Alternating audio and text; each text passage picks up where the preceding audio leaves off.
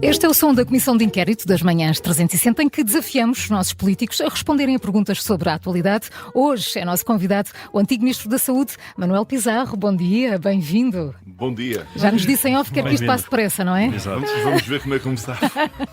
As regras são do mais simples que há. Temos 5 perguntas para lhe fazer. Por cada resposta certa recebe 5 pontos. Se pedir ajuda, a nossa tem direito a 2 pontos e se der uma resposta errada, não pontua. Só para ter uma ideia do atual ranking, na terça-feira a eurodeputada do PSD, Lídia Pereira, fez 16 pontos. Ontem o antigo Ministro da Educação, João Costa, conseguiu 14 pontos. Por isso, Manuel Pizarro, vamos ver se sai daqui com mais ou menos saúde. Não estou nada animado. Vamos ver. Não sei se nota o meu ar assustado. Não. Então, É muito pior ir ao médico, não tenho dúvidas. Talvez, mas em geral eu aí estou na posição do médico.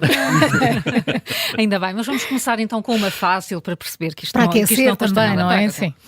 Quem disse a propósito de Fernando Araújo, passo a citar, é um médico excepcional, um professor universitário de mérito, um gestor público com provas dadas, um cidadão a quem os portugueses muito devem. Eu deixei de dizer até ao fim porque estava interessado nisso. Claro, essa é muito fácil. O antigo Ministro da Saúde. Na altura em que o diretor executivo anunciou que saía do cargo, foi uma injustiça que fizeram a Fernando Araújo. Acho sobretudo que o assunto foi maltratado. Quem está no governo tem evidentemente direito a escolher as equipas com quem trabalha. Isso deve ser feito com frontalidade e com clareza e não de forma mais ou menos ínvia. Foi o que eu senti que fizeram com aquela divulgação pública de um despacho a pedir uma prestação de contas. Acho que isso não é forma de lidar com as pessoas e que isso a prazo acaba sempre por se pagar. Mas os resultados da direção executiva do SNS ficaram aquém das expectativas. Esperava mais? Não, ficaram bem para além das expectativas. Aliás, eu espero que o relatório muito detalhado que o professor Fernando Araújo ontem divulgou venha a ser exaustivamente estudado para se perceber a dimensão imensa do que se fez num período temporal relativamente curto, marcado, aliás, por uma situação de conflitualidade e de dificuldade que não se pode negar e que devo dizer que não acontece apenas em Portugal. Naturalmente, os portugueses são mais sensíveis ao que se passa em Portugal, como é óbvio, mas é uma situação que existe em toda a Europa, uma enorme dificuldade de repor o funcionamento normal dos sistemas de saúde no pós-pandemia. Na altura dizia-se que era um cargo feito à medida de Fernando Araújo. Este governo deveria ter ponderado a extinção da direção executiva? Não, nem pensar. Eu acho que a direção executiva é algo que é absolutamente essencial. Aliás, há uma coisa muito engraçada. Ela estava prevista no primeiro diploma do António Arnaud sobre a criação do SNS, no final dos anos 70, e depois nunca veio a ser implementada e foi abandonada a ideia, mas é um muito bom hábito que nós temos que criar em Portugal, a desgovernamentalização, despartidarização, se quiser, do funcionamento da administração pública. O SNS não pode estar dependente do impulso de cada ministro ou de cada governo, tem que ter um funcionamento regular. Quando muda um governo, muda a direção executiva do SNS... Isso não há nenhuma garantia de que aconteça. Bem, isso é mesmo inquestionável o seu ponto, mas isso tem que se perguntar a quem decidiu fazer a mudança, voltando a governamentalizar o funcionamento do sistema. Mas deram condições a Fernando Araújo, quando até os estatutos demoraram tanto tempo para serem publicados. Demoraram tanto tempo por uma boa causa, para serem uns bons estatutos. E são uns bons eu não estatutos. vi, são uns excelentes estatutos, e eu não vi o do professor Fernando Araújo assim muito zangado com os documentos que foram apresentados pelo governo anterior.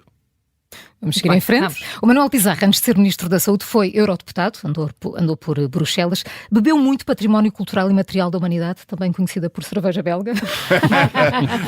Esta não conta. Esta não conta, esta não é a pergunta. Não, isso é uma injustiça. Isso devia valer 10 pontos a reclamar. Claro que bebia dose saudável. Dose saudável. Muito bem, então como se chama e em que ano foi construída a atração turística com 102 metros de altura mais popular de Bruxelas? Oh, meu Deus. Deve ser o... Andou só pelo Parlamento, não andou pelas ruas de Não é Bruxelas. aquele menino. Não é o menino. O menino não tem 102 centímetros de altura. É mesmo uma desilusão para qualquer uma pessoa que o lá vá ver. Mas ficou até se interrogo. E agora até questões de género, agora também já há uma menina. Já há uma menina, porque é para estar tudo resolvido. Não é esse. Pois eu sei, estamos a falar daquela construção científica com as esferas. É que eu já nem não me consigo lembrar, veja lá como é. O ano foi 1948, 58 ou 68? Não, o ano foi 68. Israel. Estou perdido. Foi 58. Tenho de tentar ajudar. Está a ver? Chama-se Atomium. Atómio, sim, pois. Atomium. Não A visitou? partícula mais simples da matéria. Visitou não é? quando Não esteve lá. visitou. Visitei, claro, mas o nome é que me Não escapa. lhe perguntou o nome, não é? Isso. Não, o Atómio foi construído para a Exposição Mundial de 1958. Não devia ter passado disso, mas depois tornou-se rapidamente um símbolo da cidade e por isso manteve-se até hoje. Há quem lhe chama Torre Eiffel de Bruxelas, recebe mais de 600 mil visitantes por ano. Saiu de Bruxelas há 2 anos. Se lá Sim. estivesse agora, que posição teria sobre o reconhecimento do Estado da Palestina? Eu acho que é inevitável caminhar para esse reconhecimento. Eu acho que nenhum de nós pode ser indiferente ao que está a acontecer em Israel. Vamos lá ver, ninguém pode deixar, do meu ponto de vista, de condenar o terrorismo do Hamas, e foi o terrorismo do Hamas que deu origem a esta resposta, mas também ninguém se pode deixar de escandalizar com a forma como esta resposta está a ser feita. Enfim, tanto quanto sabemos até agora à frente dos olhares do mundo, mas até isso Israel está a tentar evitar que aconteça, que é os olhares do mundo perante isso. Eu acho que face a esta situação, o reconhecimento do Estado de Israel é mesmo uma das poucas coisas que nós podemos, da Palestina, é mesmo uma das poucas coisas que podemos fazer com Agora, impacto mas para fazer diplomático. é caminhar ou fazer agora?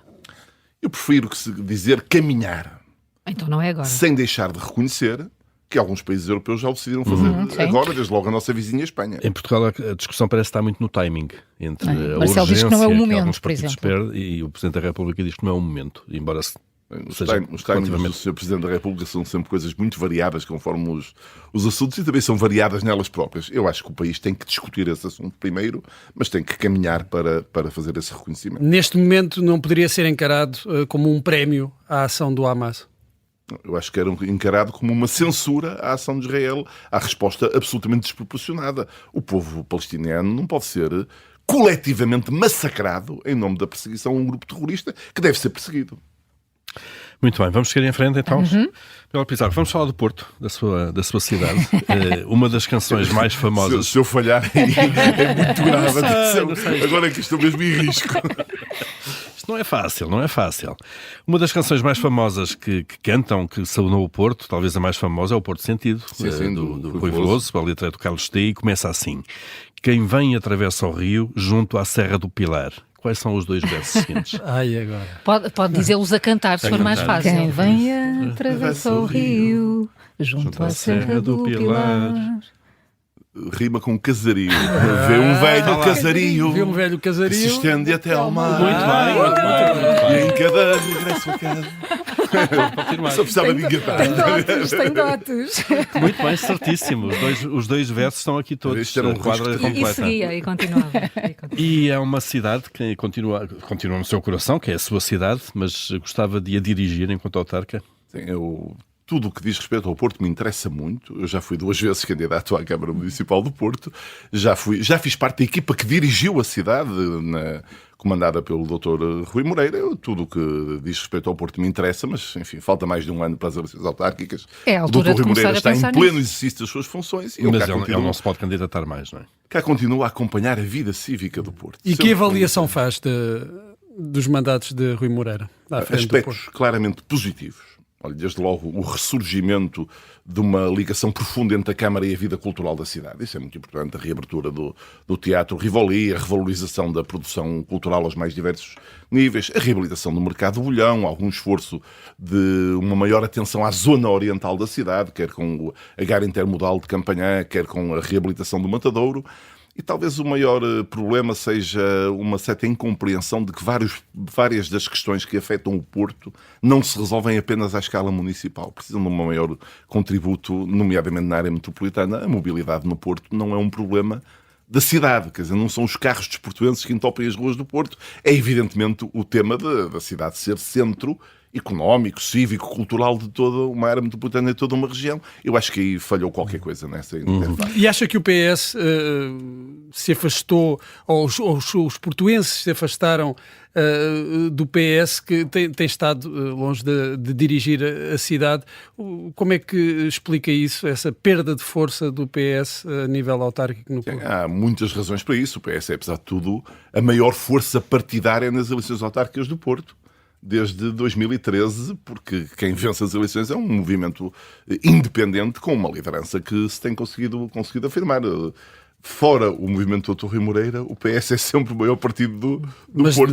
Mas muito longe de longe da posição da vitória. Acho que há um trabalho, acho que é preciso que o PS também aprenda com essa lição muito grande que o povo do Porto deu à vida política e partidária na cidade nacional, de que se pode afirmar um movimento independente. Não é forçoso que a expressão política, sobretudo ao nível autárquico, tenha que passar pelos partidos. Eu espero que o PS tenha aprendido essa lição. O Pizarro é do Porto, esteve agora no nota governo. Pelo sotaque. Nota pelo sotaque, isso sem qualquer dúvida. Estou aqui à sua beira. Não sabemos se veio de sapatilhas, não repararam? Exatamente. Continua a fazer sentido muitas queixas do Porto sobre o centralismo, a falta de investimento no Norte, nomeadamente, ou isso é um mito passado que já não faz sentido? O centralismo é uma das mais graves doenças do país. Mas porquê é que pessoas como Manuel Pizarro não ajudam a resolver isso quando estão em... Pois, isso cedem ao canto da sereia. Considero isso uma avaliação muito injusta, está a ver? Diga. A Direção Executiva do Serviço Nacional de Saúde vai estar instalada aonde? Pois, no Porto, e bem, também podia ser em qualquer outra cidade. Olha, Coimbra era um belo sítio também para instalar, mas a escolha do Porto parece-me absolutamente adequada. O processo de descentralização na área da saúde, que teve uma enorme diferença em relação às outras áreas de governação de políticas públicas, que foi a necessidade de estabelecer um acordo município a município. Eu deixei o governo tendo estabelecido 189 acordos dos 201 possíveis. Portanto, veja como nós fizemos um trabalho de centralização muito importante. Também esse precisa de continuidade. Olha, o que me impressiona é que a decisão do governo atual sobre o aeroporto de Lisboa, que eu saúdo, arrumando este assunto de vez, e que vem associada com algo que também me parece inevitável, que é a terceira travessia do Tejo, que depois venha associada a uma conversa sobre o TGV Porto Madrid, que o vem a quem aparentemente vem dar prioridade em relação àquilo que me parece evidente, que é a obrigação de nós fazermos o TGV Porto-Lisboa. Nós contamos a viajar entre Porto e Lisboa em 3 horas no comboio. Esse tempo fazia o meu pai há 40 anos num comboio que se chamava Foguete. Quer dizer, e que ninguém se impressiona com isto. Muito pouco ninguém se impressiona com isto. Acho que é dramático. Esse é um dos falhanços, é um dos grandes falhanços do governo socialista nos últimos 8 anos. Não, ao contrário, eu acho que o governo socialista foi convencer o país, olha, até convencer o PSD, que fazer o TGV é uma prioridade. Coisa que estava longe de ser adquirida antes disso, e como vê, e acho também que a forma como o governo socialista conduziu o tema do aeroporto de Alcochete também permitiu finalmente desembrulhar este assunto, embora nessa matéria há muito a esclarecer sobre como é que vai ser o financiamento e como é que vai ser a relação com a IANA. Isso agora vamos entrar nesse campeonato. Vamos agora para um tema. Para outro campeonato. Estava a correr tão bem até agora, apesar do atómio. Vai com 10 pontos neste momento. Já faltam 2. Já não saio daqui numa humilhação total. Mas já tenho. Os mínimos estão feitos. Não, eu acho que esta aqui até é capaz de ser fácil para o Manuel Pizarro. Não. Já chega à final da taça. Vamos falar de futebol. Vamos falar do Futebol Clube do Porto. E a pergunta é: quais foram os 3 treinadores que contribuíram para o Penta do Porto, o único conquistado por um clube português? É fácil. Ora bem, Fernando Santos, no finzinho. O engenheiro do Penta. O engenheiro do Penta. António Oliveira. E agora? Quem é que foi o primeiro, o que pôs as 2 primeiras pedras. Foi o António Oliveira, então o que é que não se é, António não é Oliveira? português. Não é português. Não é português? Não. Estão a tentar ajudar. Não, houve um francês que não teve sucesso nenhum. Também não é francês. Não, mas este teve muito sucesso no Porto. E tinha vindo de um rival. Então obrigado. Bobby Robson. Agora a minha dúvida é se isto vai contar 2 pontos ou 5. É 5, eu acho que sim. Não, isto foi era uma resposta tripla. Pronto, também a complexidade da resposta. Portanto, já vai a meio do ranking. Eu sou um adepto fervoroso do futebol do Porto, mas não me dedico muita atenção ao futebol. Não dá. É mais a gestão do clube, então. Não, eu sou, sabe que eu nem sequer sou desportista, eu sou mesmo só portista, que é uma outra categoria da existência. Mas foi o primeiro a assinar a lista, a pedir o ano passado, ainda era Ministro da Saúde, a recandidatura de Pinto da Costa. Como é que vê a situação atual do clube? O clube vai ter de pagar uma multa imposta pela UEFA de 1,5 milhão de euros, tem uma pena suspensa de exclusão das competições europeias. O estado do clube é pior do que aquilo que pensava, que se dizia, agora que André Vilas-Boas tomou posse? Bem, em primeiro lugar, eu vou mesmo colaborar no que puder para ajudar ao sucesso do André Vilas-Boas, que é sucesso de Futebol Clube do Porto. E não estou a dizer isto porque é politicamente conveniente, não, é evidente. O resultado eleitoral é inequívoco, quer pelo número de pessoas que foram votar, quer pela diferença eleitoral. 80-20, ficou surpreendido. Eu estava absolutamente convencido que a vitória era do André Vilas-Boas, estive sempre convencido disso. Achei que a diferença não era tão grande, para ser sincero, achei que a diferença ia ser bem, apesar de tudo ir haver maior equilíbrio. E o estado financeiro do clube também o surpreende? Sim, havia uma noção de que a situação era muito difícil, sendo que a situação no Futebol Clube do Porto é muito difícil desde sempre. Isto é, o Porto foi afirmando uma dimensão desportiva para além daquilo que era a sua base natural de apoio e de sustentação económica, e isso no futebol moderno é cada vez mais complexo. Viveu acima das possibilidades o Porto? Não, porque as possibilidades a verdade é que o clube sempre se conseguiu equilibrar e agora é preciso o mesmo engenho que se usou nestes últimos 4 décadas para superar esta dificuldade. Mas diz-se sempre que o Porto não conseguiu atingir uma projeção que os títulos que conquistou justificariam. O Porto conseguiu títulos europeus, tem um palmarés que não é comparável ao de nenhum outro clube em Portugal. Porquê é que não conseguiu essa projeção que outros clubes têm? Estou a gostar de ouvir dizer isso, não sei se escolheu a camisola azul hoje de propósito para tratar este assunto. São factos. Fico muito satisfeito. É que, de facto, se só contasse o palmarés desportivo da democracia, não há nenhuma dúvida que o Futebol Clube do Porto é o clube hegemónico do desporto nacional, em particular do futebol, e a afirmação europeia e internacional do Futebol Clube do Porto, aliás, desmente qualquer ideia de que isso tenha sido conseguido por coisas menos claras, porque, enfim, isso não pode explicar isto. Isto dito, o ponto de partida do Porto era muito diferente do ponto de partida dos outros 2 grandes clubes de futebol nacional, e acho que desse ponto de vista não tenho nenhuma dúvida que também do ponto de vista do seu impacto na vida nacional, número de adeptos, o Futebol Clube do Porto foi o que mais cresceu nestes 50 anos. O ponto de partida é que era mais difícil. Também foi vítima do centralismo da sociedade portuguesa. Foi vítima, de facto, do Benfica vencer sempre. Quando eu era miúdo na escola, metade da minha turma na escola primária, do bairro do Porto, eram benfiquistas, porque o Benfica ganhava sempre. E naturalmente ninguém gosta de ser... É mais difícil. Eu treinei-me desde pequenino nisso, a ser adepto de um clube que perdia sempre. A primeira vez que o Porto ganhou, eu tinha 13 anos. Apesar de tudo, tenho boa memória do Porto estar sempre a perder. E ser portista nessas condições era muito difícil. Hoje, se for a criançada da cidade do Porto, o ambiente já é completamente distinto. Mesmo no resto do país. Em Lisboa também. Sim, eu vejo que esse darwinismo tem vindo a afirmar-se. Muito bem, vamos aqui para a última questão. Vamos regressar à política. Nós sabemos que as eleições legislativas foram muito renhidas, muito disputadas. Os resultados no Distrito de Porto, no Círculo de Porto, foram tão apertados como aqueles que foram verificados a nível nacional. Apenas 1000 votos separaram a AD do PS. Mas a pergunta é: quantos deputados elegeu o PS no Círculo do Porto, o seu? Esse é muito fácil. É muito fácil. Tem isso claro. Primeiro disse com toda a convicção, acho que é. Agora está a fazer contas. Agora é que é um problema. Se eu errar por pode dizer...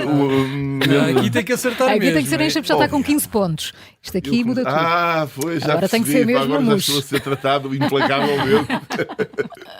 Muito bem, pá, agora é que eu tenho um problema. Ora bem, pá, eu vou arriscar, pá. Pode falar alto, sem bloquear 14. A resposta. A sua resposta é 14? É. Está errado, 14 foram AD. Eram 13. É 13. Ia dizer 13. Estava indeciso entre 13 e 14, está a ver? Os eleitores também. Os eleitores estiveram quase a dar-nos os 14. Mas é verdade, foram aqui 1000 votinhos. Olha, tenho de ser desportivista, pá, tenho de aceitar. É verdade, foram Falta 13. um VAR nesta... Foi quase, mas fica em segundo lugar. Fica em segundo lugar, fica com 15 pontos. Disse à segunda. Foi o número do azar. Esta indecisão dos eleitores, acha que as eleições agora de dia 9 de junho vão clarificar melhor como é que os portugueses estão a olhar para as propostas do Partido Socialista e as propostas da AD? São eleições muito distintas. Acho que, evidentemente, que haverá essa leitura. Os comentadores vão se encarregar de a fazer, os políticos também. Mas, verdadeiramente, são eleições com dimensões diferentes, desde logo, porque, apesar de eu esperar que haja maior participação nestas eleições europeias, há uma tradição de menor participação que faz logo com que a data os não resultados ajuda sejam mais também. questionáveis. Pois, a data é uma escolha internacional. É preciso termos em conta que, quando se escolhe a data das eleições europeias, escolhe-se para os 27 países Há uma janela de dias, da União Europeia, e aliás faz-se essa diferença de poder ser do dia 6 ao dia 9, porque as tradições são as mais distintas. Há países em que se vota ao dia da semana, em que o voto é obrigatório, há países em que se vota ao sábado, há países como Portugal em que se vota ao domingo. Eu acho que aquilo que o governo anterior fez, desse ponto de vista, é, apesar de tudo, um grande contributo, que é uma enorme simplificação do voto antecipado. Eu tenho a expectativa que no fim de semana imediatamente anterior, umas largas dezenas ou talvez até centenas de milhares de portugueses aproveitem para votar, para fazerem as duas coisas. Votar e não perderem o fim de semana prolongado associado ao feriado de 10 de junho. E fazer essa lembrança. Podem votar em qualquer lado. Em qualquer distrito do país. Se estiverem de fim de semana, só têm de saber qual é a Assembleia de Voto mais próxima. Deixa-me só fazer-lhe uma pergunta. Marta Temido, a sua antecessora no Ministério da Saúde, foi uma boa escolha para a cabeça de lista do PS? Acho que é uma pessoa com um enorme reconhecimento público, é uma pessoa muito bem preparada, é uma pessoa a quem... Em matérias europeias também é bem preparada. Temos ouvido críticas de que não está muito dentro dos dossiês. Sabe que aquilo exige um certo nível de envolvimento. Eu, quando fui eleito para o Parlamento Europeu, não tinha um nível de preparação nos assuntos europeus que tive depois de algum tempo em Bruxelas. Eu acho que é preciso perceber que essa curva de aprendizagem existirá inevitavelmente. Há uma coisa que a doutora Marta Temido já mostrou. É que é uma pessoa muito resiliente e muito capaz de enfrentar desafios. Olha, foi com ela que os portugueses, foi com um grande contributo dela que os portugueses enfrentaram essa coisa terrível e anteriormente desconhecida que era a pandemia pela Covid-19. Não, Pizarro, quase para terminar, nós estamos de facto numa situação política empatada no Parlamento. Está a desanuviar o clima no Parlamento em relação àquilo que foram os primeiros sinais das primeiras semanas, a entrar numa normalização? Vai ser possível entendimento ou não? Não se nota nada. Não. Ainda hoje, antes de vir para aqui, vi a forma como o líder parlamentar do PSD tratou o tema do calendário para a votação das alterações ao IRS. E com franqueza acho aquilo completamente desabrido. Acho que destratar o Partido Socialista, apenas porque o Partido Socialista propõe mais uma semana ou mais uns dias para se tentar estabelecer um acordo sobre a forma como vai ser feita a redução do IRS, é uma coisa inadmissível. Acusavam muito o PS de ter a arrogância da maioria absoluta. Eu vejo uma enorme arrogância desta minoria que governa o país com legitimidade, mas que é uma minoria e tem uma arrogância que eu acho despropositada.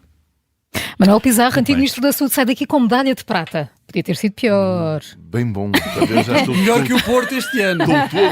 Isso. Vamos ver agora se no domingo a coisa se compõe um bocadinho. Se compõe um bocadinho, mas estou todo contente. Muito obrigada por ter aceitado o nosso convite. Foi um gosto tê-lo connosco. Obrigado. A Comissão de Inquérito regressa na próxima terça-feira.